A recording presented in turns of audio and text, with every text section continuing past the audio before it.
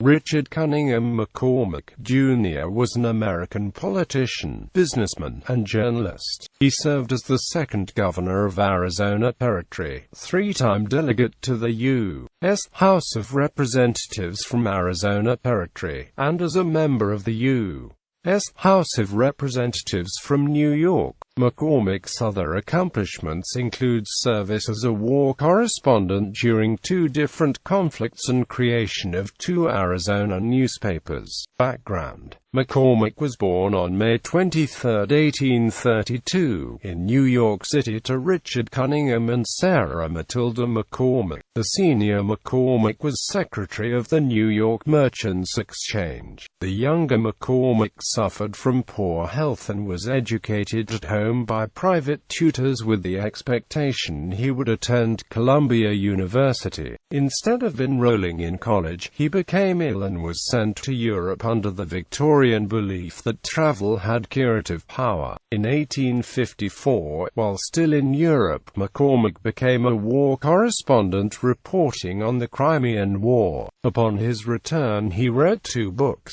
A Visit to the Camp before Sevastopol in 1855 and St. Paul's to St. Sophia in 1860. At the age of 25, the red-headed McCormick went to work on Wall Street. Shortly thereafter, he became the YMCA's corresponding secretary and edited Young Men's Magazine for 2 years. In 1860, at the request of William Cullen Bryant, he became editor of the New York Evening Post. At the start of American Civil War, McCormick went to the front lines as a war correspondent. Politically, McCormick was elected a public school trustee for New York's 15th Ward in 1858. This was followed by his becoming a member of the Republican State Committee in 1860 and working on Abraham Lincoln's presidential campaign. In 1862, McCormick made an unsuccessful run for United States House of Representatives. The same year he was appointed chief clerk for the Department of Agriculture. McCormick was married twice. The first time was to Margaret Griffiths Hunt of Rahway, New Jersey, on September 27, 1865. The couple had met aboard a steamboat bound for New York City from Panama earlier the same year. Margaret died on April 30, 1867, while giving birth to a stillborn child. McCormick's second marriage was to Elizabeth Thurman, youngest daughter of Senator Allen G. Thurman, on November 11, 1873. Arizona Territory. McCormick was nominated to be Secretary of Arizona Territory by President Lincoln on March 7, 1863.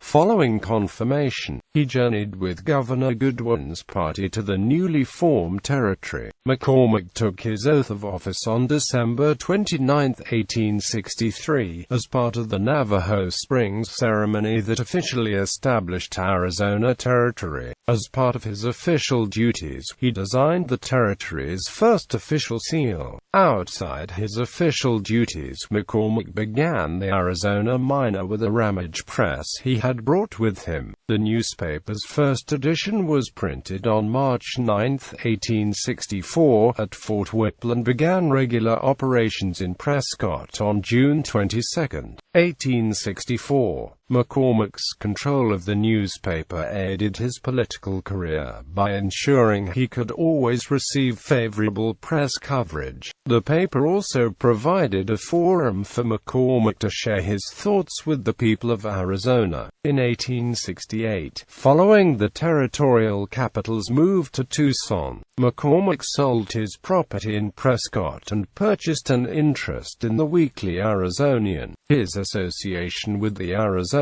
continued till October 1, 1870, when the paper's editor withdrew support for McCormick. McCormick's response was to repossess the paper's printing press and begin a new newspaper, the Arizona Citizen, on October 15, 1870. During his service within the territory, and later as territorial delegate, McCormick was a leader in Arizona Territory's Federal Ring. This group was a coalition of territorial official and leading citizens that worked in a non-partisan fashion to protect the lives and property of the territory's American population, establish law and order, and develop Arizona's economic potential. To achieve the goals, the clique crossed traditional political divides of the day, with Northern Republican governors appointing Southern Democrats and Hispanics to governmental positions. The Federal Ring dominated territorial politics between 1863 and 1877, and while labeled a self-perpetuating oligarchy by critics,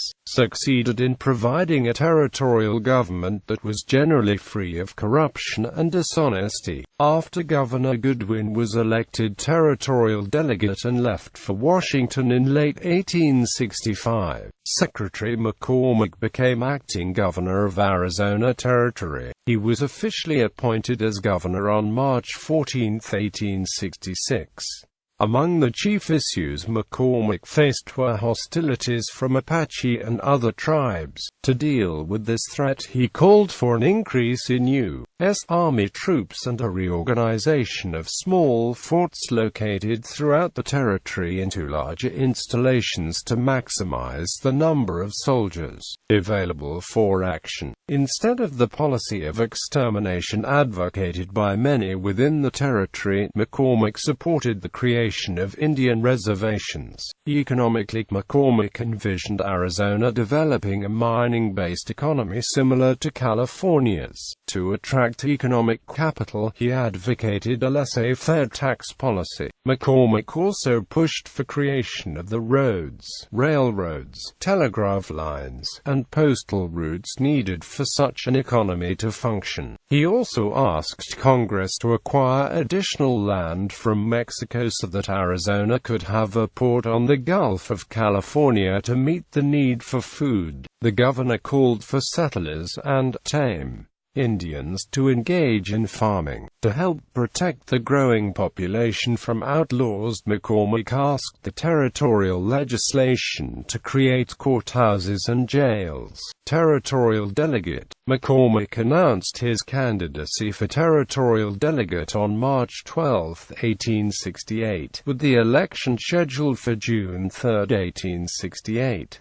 During his run, McCormick avoided normal party affiliations and instead ran as a non-partisan candidate under the Unionist banner. The election centered on the issue of the territorial capital having been moved the prior year, with allegations circulated that McCormick had been promised support from Pima County if he signed the bill. McCormick only won a single county during the election, Pima, but the margin was sufficient for him to be elected territorial delegate. McCormick left Arizona Territory on December 13, 1868 to journey to Washington, D.C. Upon his arrival in the Congress, McCormick's past acquaintances with influential people of the day allowed him to become unusually effective as a territorial delegate. This influence allowed him to be chosen as chairman by the group of 7 sitting territorial delegates in their efforts to obtain unified legislation in areas affecting United States territories. During his first term, McCormick's efforts were focused on the Apache Wars and establishment of additional postal routes within Arizona. Other areas he worked on included resolving land title issues involving the town of Prescott and having Arizona Territory declared a separate land district. After a return to Arizona to campaign, McCormick won re-election for his second term on November 8,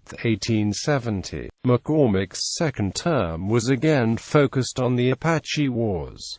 The delegate was at odds with President Ulysses S. Grant's decision to send Vincent Collier to negotiate with the Apache. but was successful in his efforts to have George Crook resume military operations against the Apache. During May 1871, while visiting his mother in New York, McCormick contracted erysipelas and was totally blind for a short time. His right eye recovered, but the left was permanently lost. McCormick's opposition to President Grant's Indian peace plan allowed the delegate to win re-election to his third term without opposition. The term also saw him win a number of reforms, using an argument that qualified individuals were not applying to be territorial officials due to the cost of living exceeding the pay for various positions. He was able to have the pay for territorial legislators was raised to $6 per day and territorial governors' pay raised to $3,000 per year. He also succeeded in having administration of U.S. territories moved from the State Department to the Department of the Interior, with the transfer occurring on March 1, 1873. McCormick also worked on a bill to restrict killing of American bison except for use as food, legislation resolving citizenship issues of Mexican-born residents of Arizona who lived in land acquired through the Gadsden Purchase, further expansion of mail routes, and criminalization of acts that damaged or destroyed parts of the new military telegraph system. McCormick chose not to run for a fourth term. Later life. After leaving office as territorial delegate, McCormick became a commissioner of the Centennial Exposition. This was followed by his secretary of the Republican National Committee in August 1876 and his working in the U.S. presidential campaign of Rutherford B. Hayes. In 1877, McCormick was appointed Assistant Secretary of the Treasury. This was followed by his being named United States Commissioner General to the Paris Exposition in November 1877. At the end of his service as commissioner, McCormick was appointed Commander, Legion of Honor, by the President of France in 1878. McCormick was offered ministries to Brazil in 1877 and Mexico in 1879, but declined both offers. Instead, he returned to New York City and settled in the Jamaica neighborhood of Queens. There he became involved in a number of business efforts, serving as president and/or director of several mining companies and trustee of a bank. McCormick made unsuccessful runs for a seat in the United States House of Representatives in 1882 and 1886 before his election in 1894 to represent New York's 1st District for a single term. McCormick died on June 2, 1901, at his house in Jamaica. McCormick Street in downtown Tucson, Arizona, was named in honor of the former territorial governor and delegate.